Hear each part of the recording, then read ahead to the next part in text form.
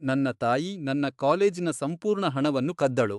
ನಂತರ ತನ್ನ ಆತ್ಮಹತ್ಯೆಗೆ ನನ್ನನ್ನು ಬಲಿಪಶು ಮಾಡಿಕೊಳ್ಳಲು ಪ್ರಯತ್ನಿಸಿದಳು. ನನ್ನ ಬಾಲ್ಯ ಒಂದು ಜೀವಂತ ದುಃಸ್ವಪ್ನವಾಗಿತ್ತು. 5ನೇ ವಯಸ್ಸಿನಿಂದಲೇ ನಾನು ಹಿಂಸೆಯ ಸುಳಿಯಲ್ಲಿ ಸಿಲುಕಿಕೊಂಡಿದ್ದೆ. ಬೆಲ್ಟ್ಗಳು, ಕರ್ಲಿಂಗ್ ಐರನ್ಗಳು, ಶವರ್ ರಾಡ್ಗಳು. ನಾನು ಊಟವನ್ನು ಮುಗಿಸದಿದ್ದರೆ ಅಥವಾ ತಡವಾಗಿ ಮಲಗಿದ್ದರೆ ಅವಳು ನನ್ನ ಮೇಲೆ ದಾಳಿ ಮಾಡುತ್ತಿದ್ದಳು. ನನ್ನ ತಂದೆ ಕಳುಹಿಸಿದ ಹಣವನ್ನು ಅವಳು ಮದ್ಯ ಮತ್ತು ಸಿಗರೇಟ್ಗಳಿಗಾಗಿ ಖರ್ಚು ಮಾಡುತ್ತಿದ್ದಳು. ಆದರೆ ನಾನು ಶಾಲೆಗೆ ಹೋಗಲು ಕೇವಲ 5 ಬಟ್ಟೆಗಳನ್ನೇ ಬಳಸುತ್ತಿದ್ದೆ. ನನಗೆ 16ನೇ ವಯಸ್ಸಿನಲ್ಲಿ ಮೊದಲ ಸಂಬಳ ಬಂದಾಗ ಕೇವಲ $17.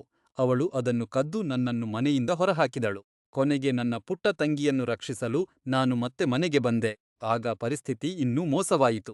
ಅವಳು ನನ್ನ ಕಾಲೇಜಿನ ಉಳಿತಾಯ ಖಾತೆಯ ಸಂಪೂರ್ಣ ಹಣವನ್ನು ಕದ್ದಳು.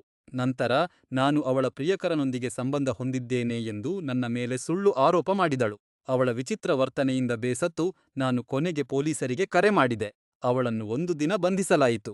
ಅವಳು ವಾಪಸ್ ಬಂದಾಗ ನನಗೆ ಇಮೇಲ್ ಮೂಲಕ ಆತ್ಮಹತ್ಯಾ ಪತ್ರವನ್ನು ಕಳುಹಿಸಿ ಮಾತ್ರೆಗಳನ್ನು ಅತಿಯಾಗಿ ಸೇವಿಸಿದಳು. ಅವಳು ಬದುಕುಳಿದಳು, ಆದರೆ ಕುಟುಂಬದವರೆಲ್ಲರೂ ನನ್ನ ವಿರುದ್ಧ ತಿರುಗಿದರು.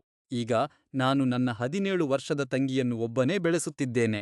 ನಾನು 10 ವರ್ಷಗಳ ಕಾಲ ಥೆರಪಿಗೆ ಹೋಗಿದ್ದೆ, ಆದರೆ ಆ ಆಘಾತಗಳು ಹೋಗಲೇ ಇಲ್ಲ. ನಾನು ಕೇವಲ ಬದುಕುಳಿದವನಲ್ಲ, ಅವಳು ಮುರಿದು ಹಾಕಿದ ಆ ಮಗುವಿನ ನೆರಳಷ್ಟೇ ನಾನು.